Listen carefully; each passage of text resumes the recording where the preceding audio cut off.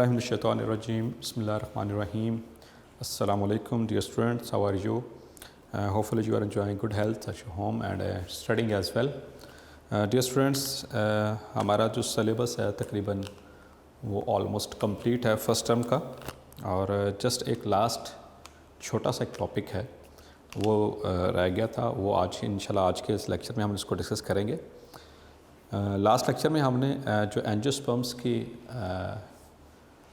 उसमें life cycle को discuss किया था, और वो थोड़ा सा टेक्निकल उसमें सारी चीज़ें थी। होपफुली आपको समझ आ गया होगा, तो उसमें थोड़ा सा ओवरव्यू देता चलूँ। अब तक हमने एक ब्रॉड ओवरव्यू देता चलूँ आपको। किंगडम प्लांटे के अंदर दो तरह के प्लांट्स हमने डिविजन्स की थी, on the basis of conducting tissue, on the basis of vascular bundles, या फिर on the basis of xylem and phloem. तो दो मेन उसकी कैटेगरीज थी, दो मेन डिविजन्स थी प्लांट्स की, bryophytes and tracheophytes. Bryophytes non conducting, उनके अंदर यानी कि प्लांट्स हैं उनके अंदर कंडक्टिंग टिश्यू मौजूद नहीं होता। उसके हमने फर्दर 3 सब डिविजन्स पढ़ी थी, ठीक है। हेपेटिकोसाइटा यानी कि लिवर वर्ड्स, इसी तरह से नेक्स्ट जो हमने पढ़ी थी ब्रायोसाइडा, जिसको मॉसिस भी कहा जाता है या मस्काई भी कहा जाता है। थर्ड जो थी दैट वाज एंथोसिरोसाइडा, या जिसको हॉर्नवर्ड्स कहा जाता है। क्लियर हो गया आपको? तो ये 3 सब डिविजन्स थी ब्रायोफाइट्स की। इनकी एग्जांपल्स भी बेटा आपने याद रखनी है। लिवर वर्ड्स के अंदर आपने पढ़ी थी मार्केंशिया और पोरेला। इसी तरह से ब्रायोसाइडा के अंदर आपने फ्यूनेरिया एंड पॉलीट्राइकम, और एंथोसिरोसाइडा के अंदर एंथोसिरोस पढ़ा था। ये इसकी बेसिक एग्जांपल्स थी जो रिप्रेजेंटेटिव प्लांट्स इन सब डिवीजन्स के। उसके बाद फिर हमने नेक्स्ट ट्रिकियोफाइटा डिवीजन जो है वो स्टार्ट की थी। ट्रिकियोफाइट्स ऐसे प्लांट्स जिनके अंदर ट्रेकियाई यानी कि ट्यूब्स यानी कि vascular bundle, xylem and phloem मौजूद होते हैं for the purpose of transportation of food and minerals and water, ठीक है। तो उसके हमने 4 सब डिविजन्स पढ़ी, ठीक है। उसमें साइलोफाइटा पढ़ा था, ठीक है। उसके अंदर हमने वो 6 एग्जांपल्स पढ़ी थी, जिसमें से 4 वो एक्सटिंक्ट हो चुके थे, हॉर्नियोफाइटन, राइनिया, साइलोटम वगैरह, और 2 जो उसकी लिविंग ब्रांचेस जो लिविंग स्पीशीज़ थी पढ़ी थी, ठीक है। इसी तरह से उसमें साइलोटम एंड मैसीपेट्रिस। फिर नेक्स्ट लाइकोसाइडा पढ़ी, जिसमें लाइकोपोडियम हमने इसको पढ़ा, ठीक है, लाइकोपोडियम। उसके बाद फिर हमने जो है वो उसमें साइलोफाइटा, ठीक है। साइलोफाइटा, लाइकोप्सिडा या जिसको लाइकोसाइडा कहा हमने, ठीक है, उसको डिस्कस किया। टिरोप्सिडा, ठीक है, जिसको टेरिडियोफाइट्स में हमने कहा था, उसको हमने डिस्कस किया। फिर हमने जो टेरिडियोफाइट्स थे उनकी 3 क्लासेस डिस्कस की थी। क्लास फेलिसिनी, जिसमें फर्न्स यानी जो एडियंटम का हमने डिटेल से स्ट्रक्चर सारा कुछ देखा था। फिर उसके बाद जिम्नोस्पर्म्स, और जिसमें कि हमने वो पाइनस मेल और फीमेल कौन सबको याद होगा उसको डिस्कस किया था, पाइनस की जो लाइफ साइकिल है। फिर उसके बाद हमने लास्ट लेक्चर्स में एंजियोस्पर्म्स को डिस्कस किया था। एंजियोस्पर्म्स जो फ्लावरिंग प्लांट्स हैं उनका लाइफ साइकिल, और जिसमें स्ट्रक्चर ऑफ फ्लावर को हमने डिस्कस किया था। तो बेटा ये एक जस्ट ओवरव्यू दिया आपको। अब जो क्लास एंजियोस्पर्मी है, ठीक है, उसकी आगे 2 सब क्लासेस हैं।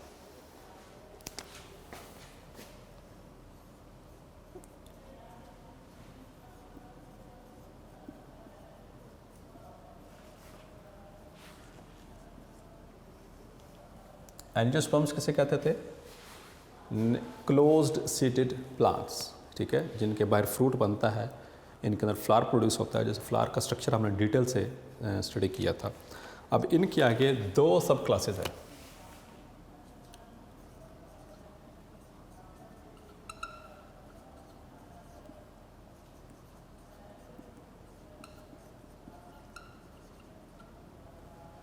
अब ये 2 सब क्लासेस कौन कौन सी हैं?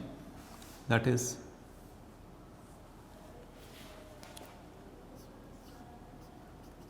Dicotyledon and monocotyledons.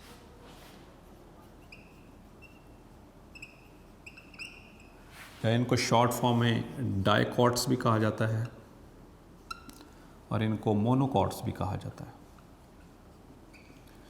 अब ये जो उनकी सब क्लासेस हैं, ये एक स्ट्रक्चर के ऊपर बेस है, जो दो सब क्लासेस है, डाई, कॉट और मोनो। डाई और मोनो का मतलब तो आप समझते हैं, मोनो का मतलब एक और डाई का मतलब दो।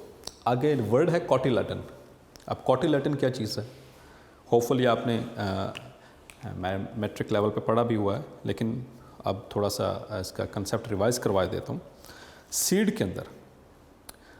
के अंदर एम्ब्रियो जो होता है, सीड के अंदर, आपको लास्ट लेक्चर में याद होगा, जाइगोट बना था जब एग सेल ने फर्टिलाइज़ किया था, एग सेल फर्टिलाइज हुआ था बाय द स्पर्म सेल, तो उससे जाइगोट बना था। और जाइगोट के अंदर माइटोटिक डिवीजन्स हुई थी और उससे क्या बना था? एम्ब्रियो। एम्ब्रियो के कुछ हिस्से, ठीक है, ये एम्ब्रियो के अंदर ही एक स्ट्रक्चर बनता है जो कि ड्यूरिंग सीडलिंग, सीड जर्मिनेशन, जब सीड जर्मिनेट कर रहा होता है, यानी वो सीडलिंग की कंडीशन में होता है, तो उसको न्यूट्रिएंट्स प्रोवाइड करता है। वो हिस्सा कहलाता है cotyledon.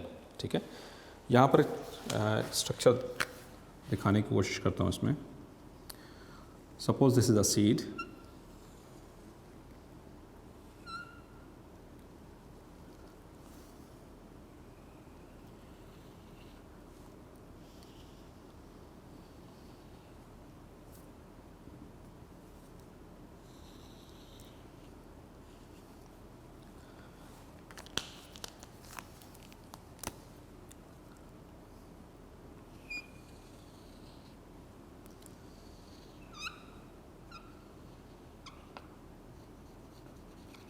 This is embryonic stem.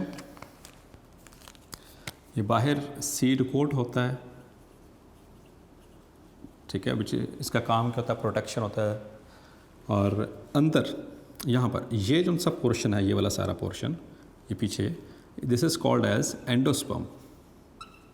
याद आपको, जब सेकेंडरी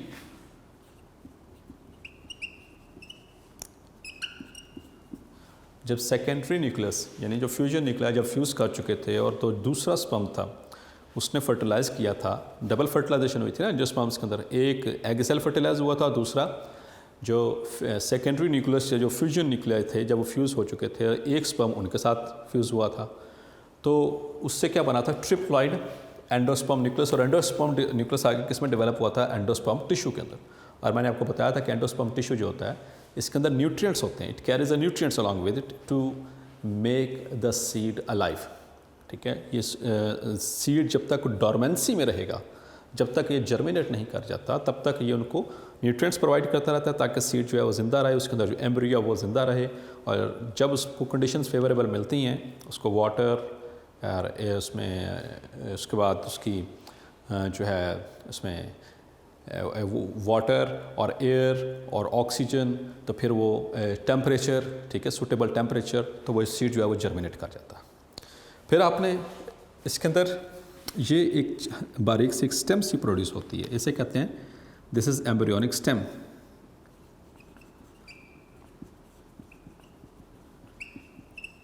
एक इस तरह से एलोंगेटेड सा पोर्शन होता है।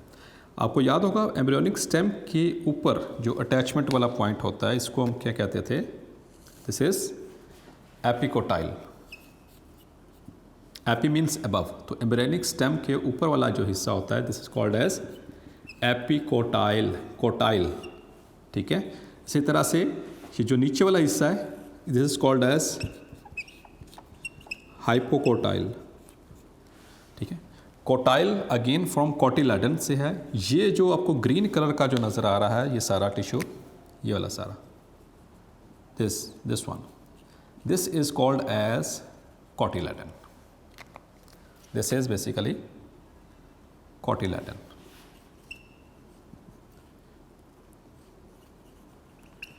अब कोटिलेडन का फंक्शन, अब इसमें मैंने आपको बताया कि कोटिलेडन जो है,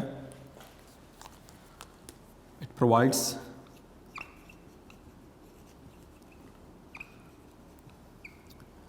nutrients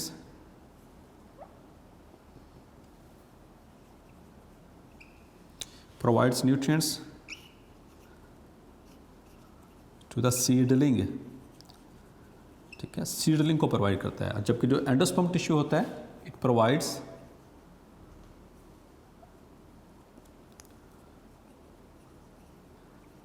nutrients to the seed, ये सीड को प्रोवाइड करता है। सीड और सीडलिंग में आपका फ़र्क पता है ना, ठीक है।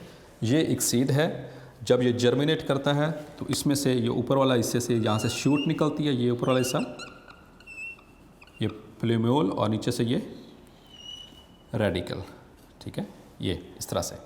अब इसको हम क्या कहते हैं, सीडलिंग, और इसके ऊपर एक जो फर्स्ट लीव डेवलप होते हैं इस तरह से, द फर्स्ट लीव्स। जब ये जर्मिनेट करता है तो ये basically these are the cotyledons.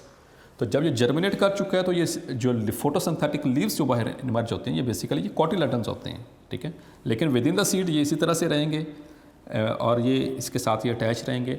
जैसे सीड जर्मिनेट करता है तो ये बाहर को आ जाते हैं, ये फोटोसिंथेसिस का अमल स्टार्ट कर देते हैं और सीडलिंग को न्यूट्रिएंट्स या न्यूट्रिशन का जो प्रोसेस है उसको कैरी ऑन करते हैं।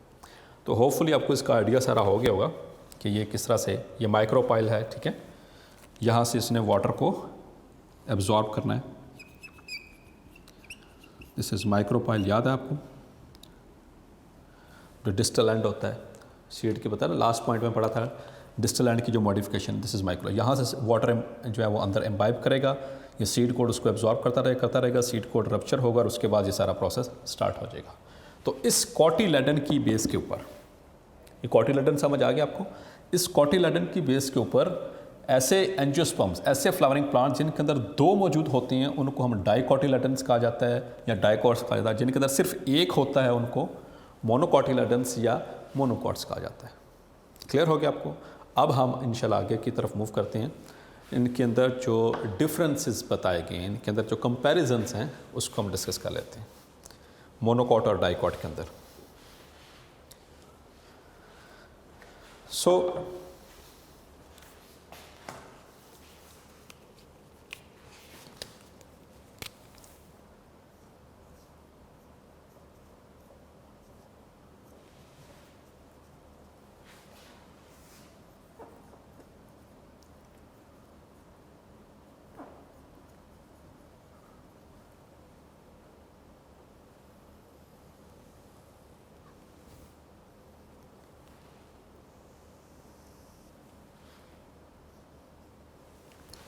अब इसमें हम पॉइंट बाय पॉइंट इसको डिस्कस करेंगे।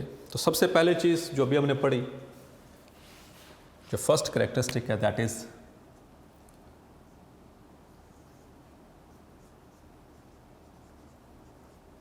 Number of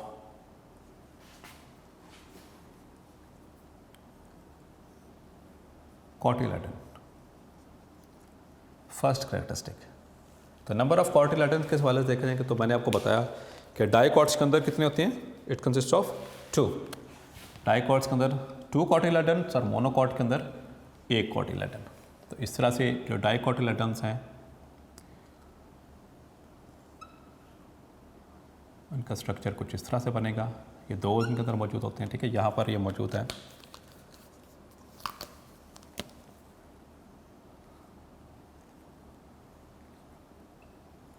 like this. जबकि जो मोनोकॉट्स हैं उनके अंदर सिर्फ 1 ही कॉटिलेडन मौजूद होता है।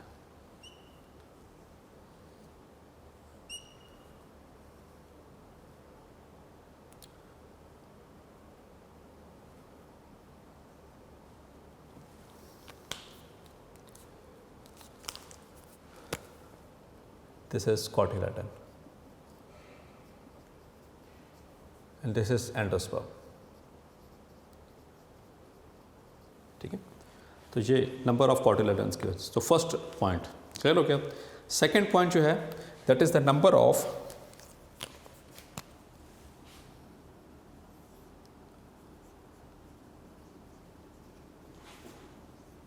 sepals and petals।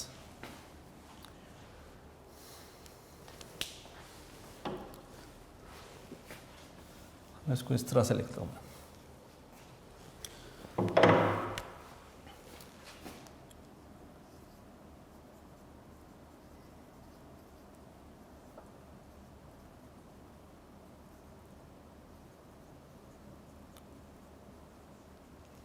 So this is the second point. Sepals और पेटल्स का क्लियर है आपको? ये बेसिकली एसेसरी पार्ट्स होते हैं प्लांट्स के, और नॉन एसेंशियल पार्ट उनको भी कहा जाता है, ठीक है। सेपल वो बाहर जो ग्रीन फ्लावर के नीचे जो पत्तियाँ होती हैं उनको सेपल, या उसका साइंटिफिक नेम क्या बताया था आपको, बोटानिकल नेम कैलेक्स, ठीक है। और इस तरह पेटल्स का कोरोला। तो जो डाइकोटिलेडन्स हैं इनके अंदर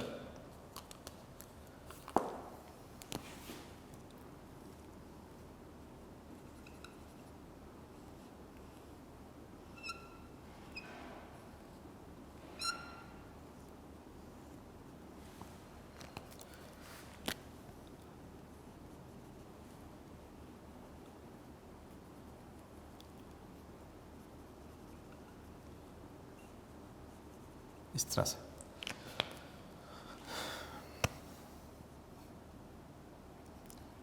ये ब्लू कलर्स जो हैं ये पेटल्स हैं यानी कोरोला, और ये जो ग्रीन कलर हैं ये सेपल्स हैं। क्लियर हो क्या?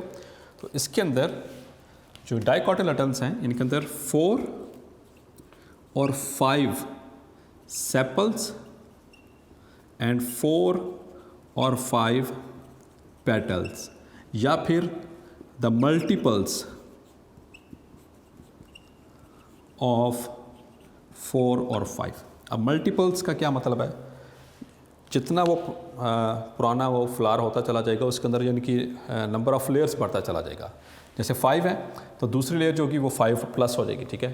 5, 10, 15 इसे कहते हैं मल्टीपल्स ऑफ 5 या 4, ठीक है। तो 5, 10, 15, 20 जितना ज़्यादा वो बड़ा फ्लावर होता चला जाएगा उससे उतने उसके अंदर ये लेयर्स जो हैं सेपल्स और पेटल्स, जो पेटल्स की जो लेयर्स हैं वो डेवलप होती चली जाएंगी, सेपल्स उतने ही रहेंगे, ठीक है। जो पेटल्स की जो लेयर्स हैं वो इंक्रीज़ होती चली जाती हैं। तो पेटल्स या तो 4 या 5 या फिर आम जनरली 5 होते हैं, ठीक है। 5 पेटल्स होते हैं या फिर उनके मल्टीपल्स होते हैं। क्लियर हो गया? जबकि मोनोकोटिलेडन्स के अंदर देखेंगे तो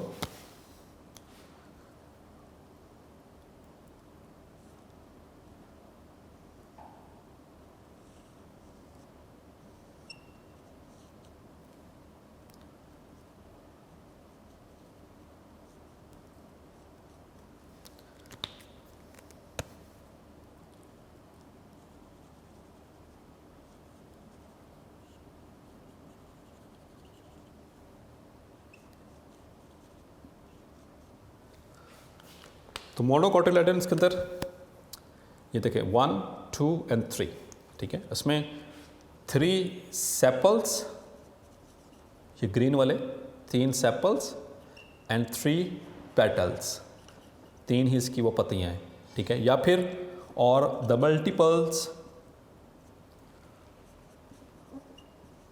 ऑफ 3 यानी 3, 6, 9, 12, 15, 18 इस तरह करके उसके मल्टीपल्स हो सकते हैं, या सिर्फ 3 या फिर 3 के multiples depending upon the age of the flower.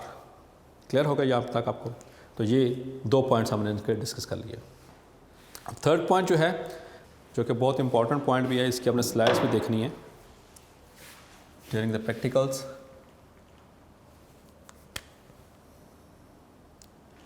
That is the arrangement.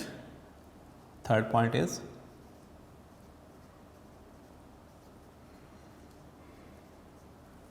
arrangement of vascular bundles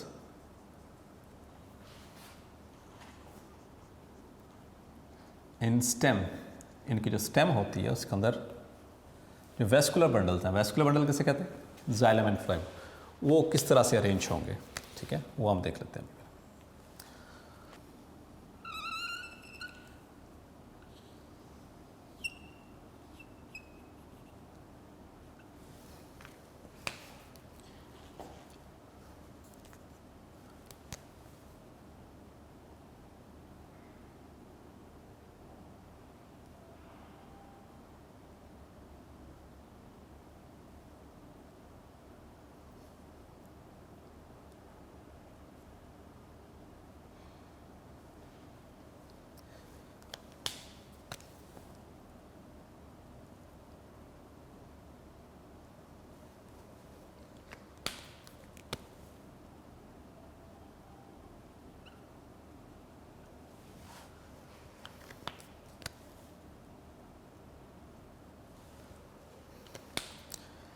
अब इनके अंदर देखेंगे बेटा अरेंजमेंट, ये इसकी स्टेम का कट सेक्शन है,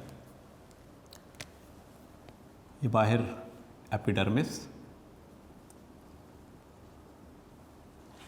इसके अंदर ये नीचे जो ब्रॉड रीजन होता है किसका, कॉर्टेक्स, और उसके अंदर ये मल्टीप्लेयर, ये जो ग्रीन कलर का ये वाला नज़र है, this is basically vascular cambium. आपको याद होगा वेस्कुलर कैम्बियम से क्या बनता है, जाइलम एंड फ्लाइम, ठीक है, वेसल्स बनती हैं। तो ये रिंग के जो अंदर वाला हिस्सा है, ये वाला ठीक है, अंदर वाला, जो रिंग के अंदर वाला पोर्शन है, ये है बेसिकली जाइलम, और रिंग के बाहर वाला हिस्सा ये वाला, दिस इज फ्लोएम। ये सिर्फ भाई बता रही है सेंट्रल उसकी पेथ आ गई, ये सिर्फ आपको अभी लेबल करके बताया। तो इसमें आप देख सकते हैं कि ये एक रिंग की शक्ल में मौजूद है। डायकोटिलेडन्स के अंदर ये उनसा वेस्कुलर बंडल है, वेस्कुलर बंडल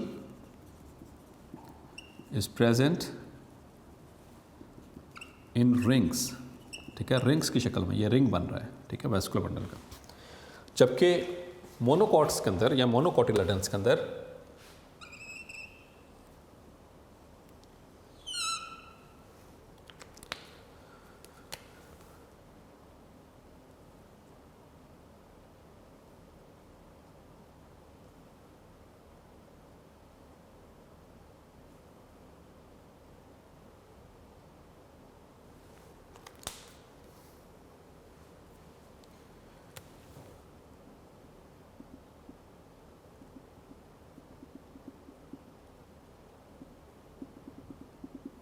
ये इस तरह से यहाँ पे देख सकते हैं, कोई सिमेट्री नहीं है, तो ये इस तरह से ये अंदर जाइलम और बाहर फ्लोएम, ठीक है, इसका ये this is phloem and xylem. तो इसके अंदर अरेंजमेंट देख सकते हैं किस तरह से है, ये स्कैटर्ड है, ठीक है, यहाँ पर कोई सिमेट्री नहीं बन रही इनकी। सो वेस्कुलर बंडल्स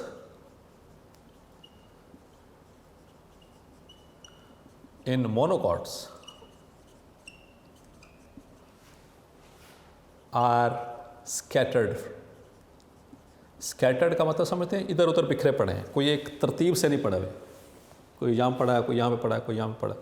तो ये इसकी अरेंजमेंट होती है वेस्कुलर बंडल्स के वाले से। नेक्स्ट जो पॉइंट है that is fourth point,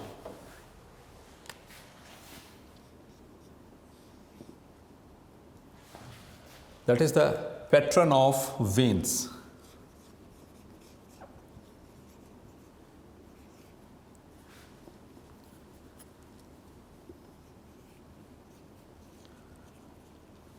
veins समझ रहा है ना, पहले बहुत बार वेन्स का क्या मतलब है यहाँ पर, the vascular bundle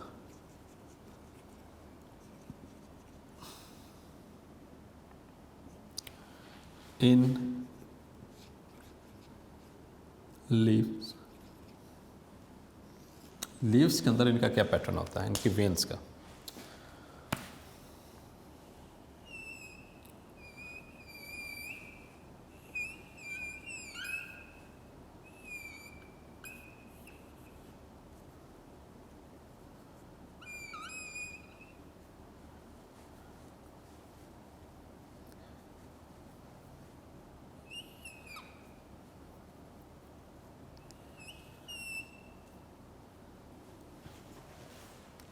So this is a leaf in a dicot, ये रेड कलर से शो कर रहा हूँ कि वेन्स को।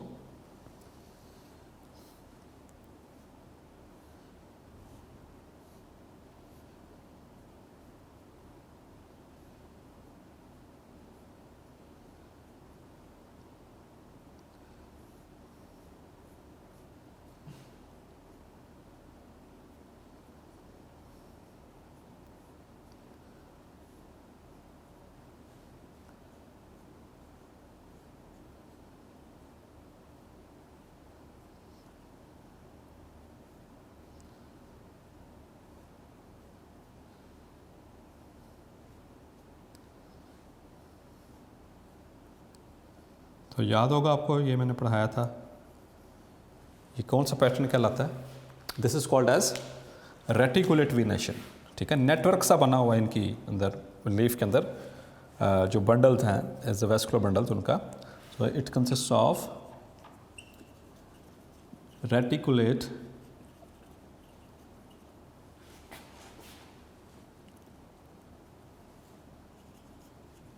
वीनेशन। ठीक है, तो इनके अंदर रेटिकुलेट है, जबकि जो मोनोकोटिलेडन्स हैं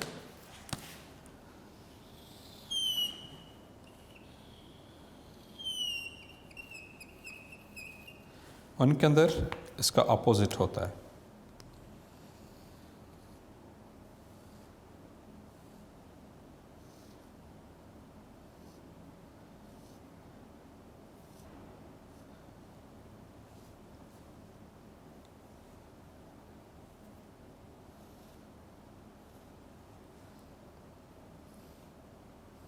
तो इस तरह की वेनेशन को क्या कहते हैं? This is parallel.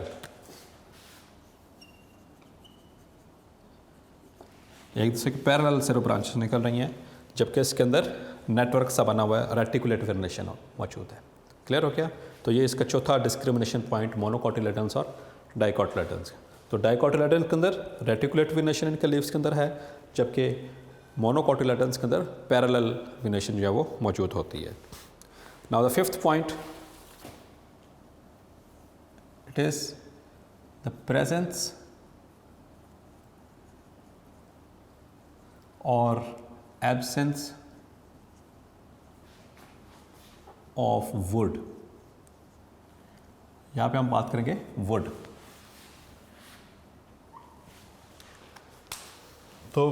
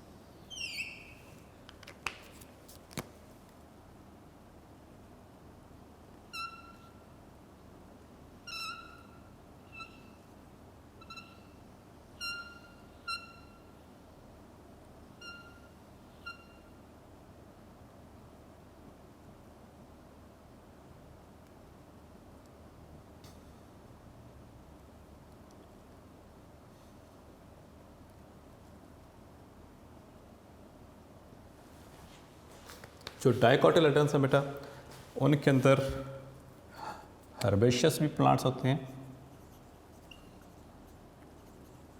हर्बेशियस जिसके अंदर वुड मौजूद नहीं है, यहाँ पर आपको कहीं पे वुड नज़र नहीं आ रही। ठीक है, और इनके अंदर वुड ही मौजूद होते हैं। हर्बेशियस भी हैं और वुडी प्लांट्स भी मौजूद होते हैं, जबकि मोनोकॉट्स के अंदर उनके अंदर सिर्फ हर्बेशियस।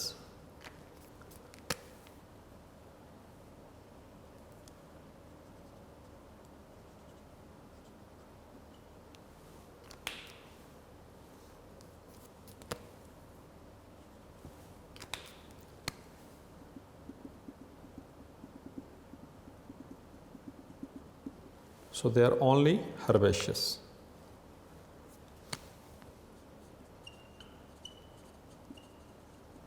आपको डिस्क्रिमिनेशन याद है ना कि प्लांट्स की वुड के प्रेजेंस के ऊपर जो है वो 3 तरह के प्लांट्स होते हैं, herbs, shrubs and the woody trees जिसको कहा जाता है। ठीक है, तो हर्ब्स के अंदर the wood is completely absent, जबकि जो श्रब्स होती हैं जिनको झाड़ियाँ कहा जाता है उनके अंदर थोड़ा सा there is a little bit content of wood in them. और जो ट्रीज़ होती हैं they consist of 90 to 95% wood. ठीक है, उनके अंदर 90% से ज़्यादा जो होती है वो लकड़ मौजूद होती है, वुड मौजूद होती है। तो डाइकोटिलेडन्स के अंदर हर्बेशियस भी हैं और वुडी भी हैं, जबकि मोनोकॉट्स के अंदर सिर्फ और सिर्फ हर्बेशियस प्लांट्स जो हैं वो मौजूद होते हैं। क्लियर हो गया? Now the 6th point is symmetry of accessory parts of flower. तो एसेसरी पार्ट्स कौन से बेटा? जो नॉन एसेंशियल पार्ट्स हैं। कौन से नॉन एसेंशियल पार्ट्स होते हैं? सेपल और पेटल्स की बात हो रही है, ठीक है। तो इसमें सिमेट्री इस तरह से ही है, इसमें रेगुलर जो है वो इस तरह से,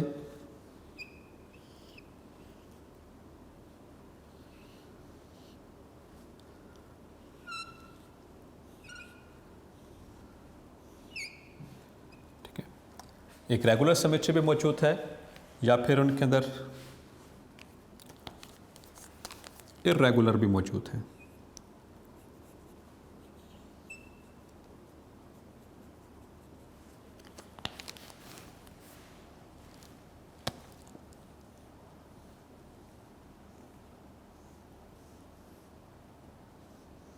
इस तरह से, ठीक है।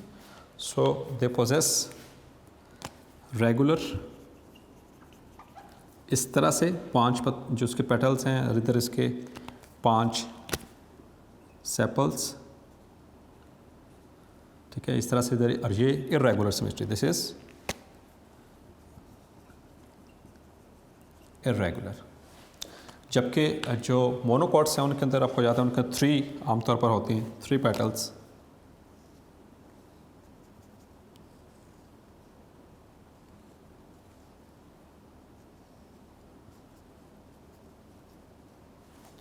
ये उनकी रेगुलर सिमेट्री है, ये उनके 3 पेटल्स और ये 3 sepals. This is their regular symmetry, while their irregular symmetry is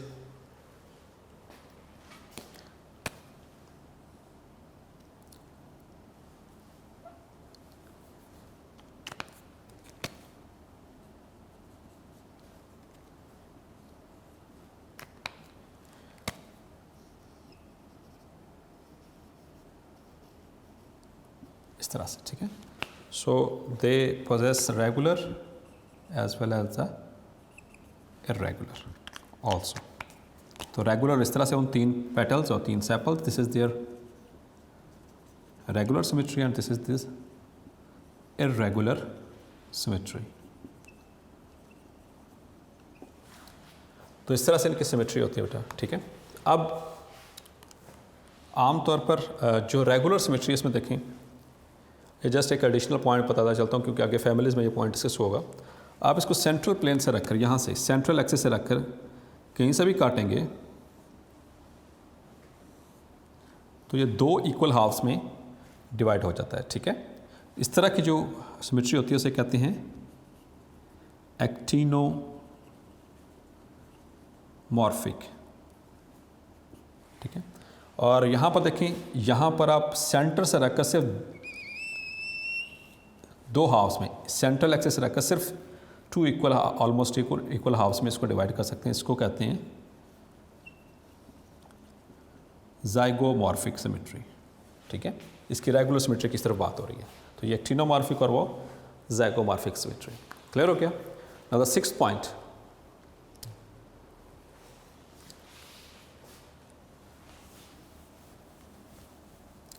the 7th point is the symmetry or the arrangement of petals.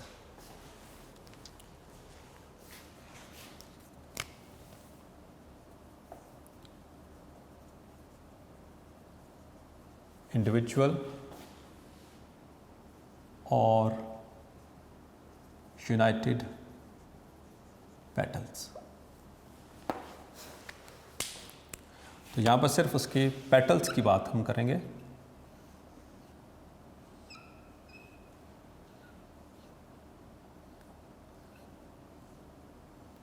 तो ये इंडिविजुअल पेटल्स हैं, ठीक है, फ्री हैं, और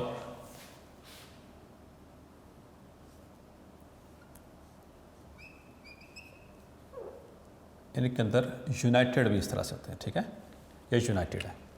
तो जो यूनाइटेड पेटल्स अगर हों, पेटल्स यूनाइटेड मतलब कि एक बड़ा सा पत्ता और उसमें से आके ये 5 इस तरह से ब्रांचेस निकल, जैसे हाथ है, ठीक है। तो इस तरह से इसके लिए एक टर्म इस्तेमाल होती है, इसे कहते हैं गैमोपेटिलस। गैमोपेटिलस का मतलब होता है यूनाइटेड पेटल्स। इसी तरह से मोनोकोटिलेडन्स के अंदर भी, उनके अंदर भी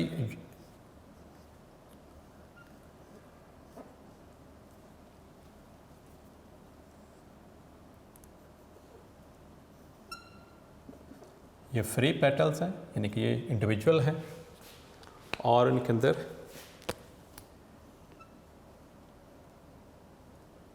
इस तरह से यूनाइटेड भी हो सकते हैं। तो उनके अंदर भी gamopetalous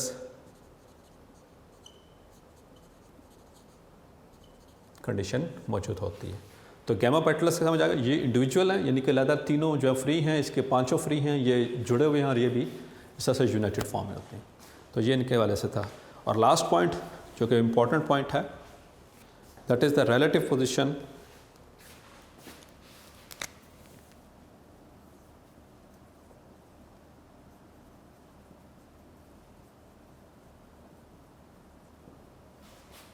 of male and female parts.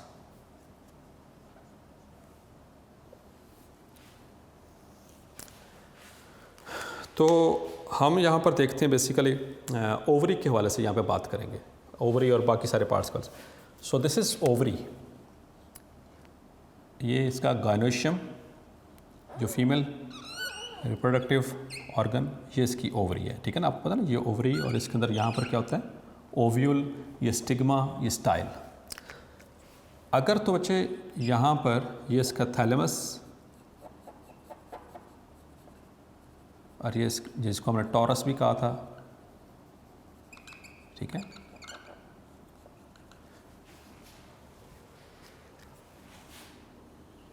ये सेपल, ये सेपल, इस तरह से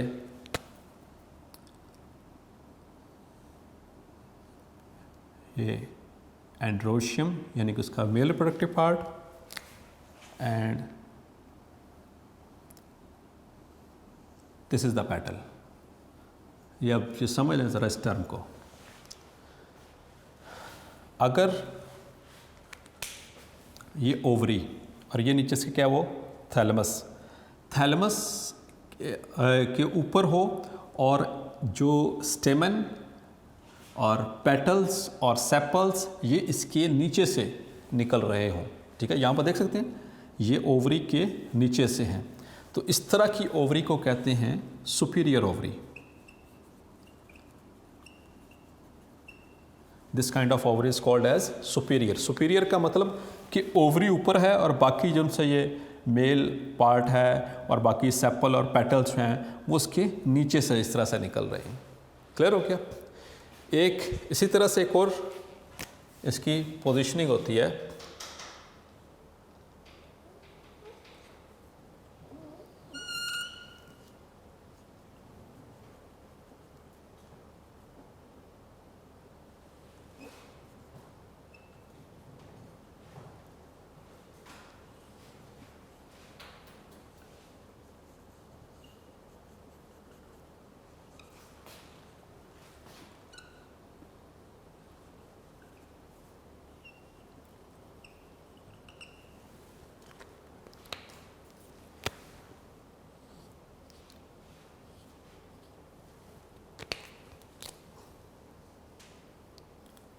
ये देखें आप। सो इस कंडीशन में देखें ओवरी अब यहाँ पर है, और जबकि जो मेल रिप्रोडक्टिव पार्ट है, जो पेटल्स हैं और सेपल्स हैं वो उसके ऊपर से निकल रहे हैं। तो इस तरह की अगर पोजीशनिंग हो तो इसे कहते हैं इन्फीरियर ओवरी। ये सिर्फ अभी टर्म मैंने आपको समझाई है। तो डायकोटिलेडन्स के अंदर भी सुपीरियर और इन्फीरियर ओवरी मौजूद है, जबकि मोनोकोटिलेडन्स के अंदर भी सुपीरियर और इन्फीरियर ओवरी मौजूद होती है, ठीक है। इसी तरह से दोनों पोजीशनिंग मौजूद होती हैं। तो होपफुली आपको ये समझ आ गया होगा। तो ये 8 पॉइंट आपने याद रखने हैं, इसके difference between the monocotyledon and dicotyledon. If there is any question you can ask me in the comments box. Thank you very much.